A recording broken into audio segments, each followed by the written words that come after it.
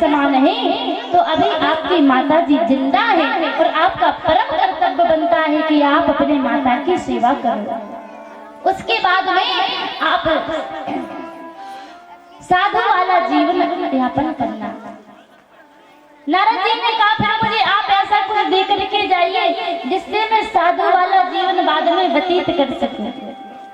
जब महाराज मंत्र दे करके गए नारद जी को, अब तो नारद जी रोज प्रार्थना करेंगे, हे भगवान हमारी माता खत्म हो जाए, हमारी माता का शरीर शांत हो जाए। नारद जी बोले मैं जानता हूँ ऐसा किसी भी बेटे को नहीं करना चाहिए, लेकिन मैं क्या करूँ, भगवान के नाम में मुझे इतनी शक्ति थी, इतनी विरक्ति से हो गई थी, संसार के रिश्ते नाते दिखाई नहीं देते थे और मैं थोड़ा सा भी भगवान का नाम लेने के लिए बैठा था, तभी मेरे जो है मैया तुरंत आ जाए। भगवान का नाम ना लेने में उन्हें ऐसा लगे कि ऐसा ना हो मेरा बेटा मुझे छोड़ करके चला जाए, इसलिए वो नाम नहीं लेने दे रही थी। तो मैं रोज विचार करता और एक दिन भगवान ने मेरी विनती भी स्वीकार कर ली। मेरी माँ का निधन हो गया। जब गाय धोने गई तो एक सर्प ने माँ के पैरों को डस लिया और माँ का शरीर जब शांत हुआ तो नारद जी कहते हैं मेरी आंख से दो प्रकार के आंसू निकले। एक आंख से निकले गरम आंसू और एक आंख से निकले ठंडे आंसू। गरम आंसू होते हैं दुख के और जो ठंडे आंसू होते हैं वो नकली होते हैं। गरम आंसू मिलेंगे भैया के पास और दो प्रकार के आंसू मिलेंगे माताओं के पास। जैसे क्योंकि भाइयों के एक ही स्थिति पर निकलता है आंसू, जब बहुत अपार दुख हो तभी आंसू निकलेंगे, लेकिन इनकी एक मजबूरी होती है। कौन सी मजबूरी? कहा कि पड़ोसन में कोई दादी अम्मा चली हुई, अब उन लोगों को जाना है, व्यवहारिकता है महाराज की, यदि चार लोग रो रहे हैं तो जबरदस्ती रोना है। अब भले रोना नहीं आ रहा है लेकिन उआ करके वो नकली आंसू निकाल रही है, तो वो नकली आंसू किसके पास मिलेंगे? इनके पास। नारद जी बोले मेरे आंख में दो प्रकार के आंसू निकले। एक आंख से गर्म आंसू इसलिए क्योंकि माता समाप्त हो गई है और माँ तो माँ होती है, माँ जैसा प्यार दुनिया में कोई भी देने वाला नहीं है। जिस व्यक्ति की माँ और पिता का साया सर से उठ जाए उस व्यक्ति को माँ बाप का प्यार कहीं उम्र से मिल ही नहीं सकता है। माँ का तो वो प्यार होता है, माँ की वो ममता होती है कि वो दुनिया में दूसरा कोई और देने वाला नहीं है। यदि एक बार माँ चली जाए तो आप अगले जन्म में ही माँ का प्यार नसीब हो पाता है, उस जन्म में फिर माँ का प्यार मिलने वाला नहीं है। नारद जी ने कहा मुझे दुख हुआ कि मेरी माँ मुझे छोड़ करके चली गई, क्योंकि माँ चाहे जैसे हो लेकिन अपने बच्चे को हर समय सुखी देखना चाहती है, हर समय अच्छा सोचती है, बच्चे चाहे जैसे हो। नारद जी ने सोचा बुरा भी लगा, लेकिन ठंडे आंसू इसलिए कि अब मुझे कोई रोकने वाला नहीं है।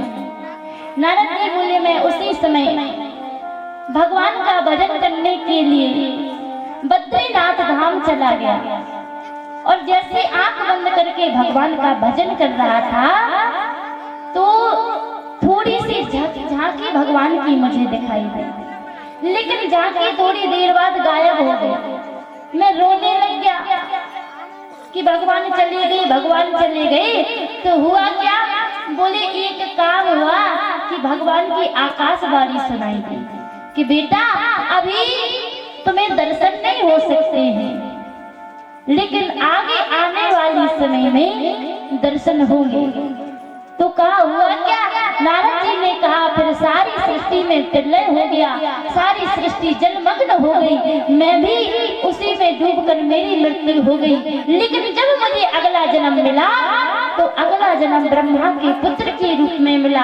ये मेरे हाथ में प्रभु की दी हुई बीड़ा है, तो ये कृपा किसकी है? बोले कृपा संतों की है। यदि संत की कृपा ना जुड़ी होती तो दासी का पुत्र आज नारद ना बना होता। कहा एक कृपा तो एक गुरुदेव की है, संत की ही है। गुरु गोविंद दोई खड़े और काके लागो बलिहारी गुरु आपकी गोविंद दिए मिला, गोविंद दिए मिला। का ऐसी कृपा गुरु की हो गई, संतों की हो गई। नारद जी कह रहे हैं हिमांचल से कि मुझे नारायण का जन्म मिला और आज आप भी पुण्यवान हैं, आपको भी चिंता करने की आवश्यकता नहीं है, क्योंकि आपके द्वार पर भी संत का आगमन हो गया है। क्या कह रहे हैं? शैल सुलक्षणा सुता तुम्हारी, शैल सुलक्षणी सुता तुम्हारी,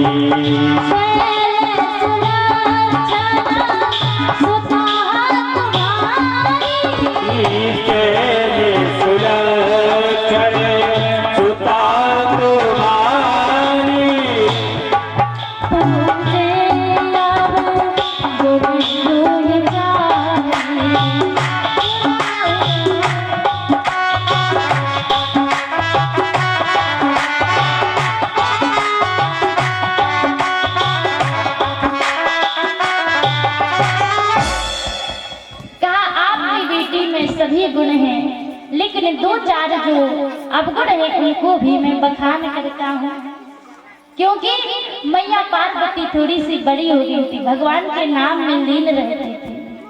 महाराज हिमांचल को फिक्र रहती थी कि ये तो तपस्या करती है, भगवान की पूजा करती है, पता नहीं इनका विवाह होगा कि नहीं होगा, क्योंकि जब बेटी बड़ी हो तो पिता को विवाह की चिंता रहती है।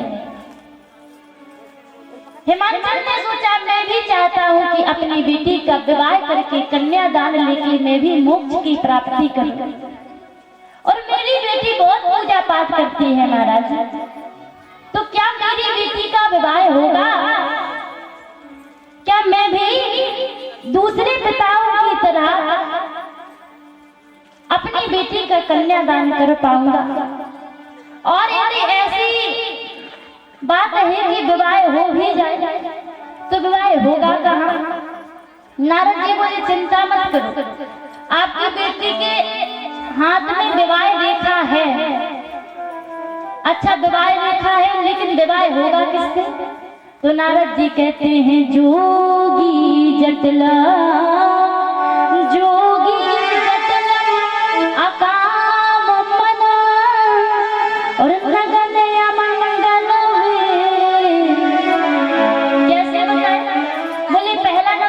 जोगी जटिल अकाम मन और जैसे ही नगर वेश कहा, हिमाचल राज का तो सर घूम गया। महाराज क्या कह रहे हो आप?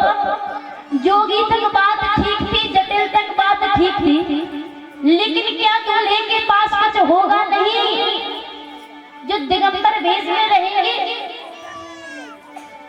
नारद जी ने कहा जो लिखा है वो तो होना ही है। हिमाचल राज बार बार पुत्री को देते हैं, अच्छा ये बात भी ठीक है, लेकिन ऐसे दूल्हा मिलेंगे कहाँ? ऐसे बर की तलाश होगी कहाँ से?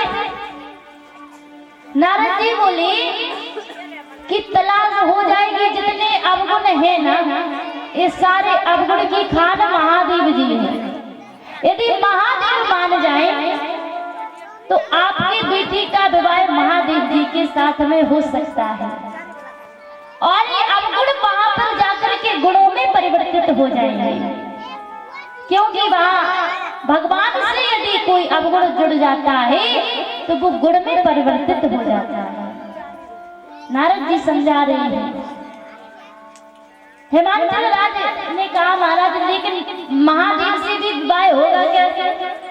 नारद जी ने कहा बिटिया से करो कि कहो कि तपस्या कर, यदि तपस्या से महादेव प्रसन्न हो गए तो बेटी का विवाह हो जाएगा। और आप तो कितने सौभाग्यशाली हो कि देवों की कृपा से आपको बेटी के रूप में जो है हिमाचल राज माँ भगवती प्रकट हुई है। शंका मत करो, मैया इतनी दयालु होती, इतनी कृपालु होती है कि भक्तों के घर लिए विवश हो जाते हैं। बस भक्त बुलाने वाला हो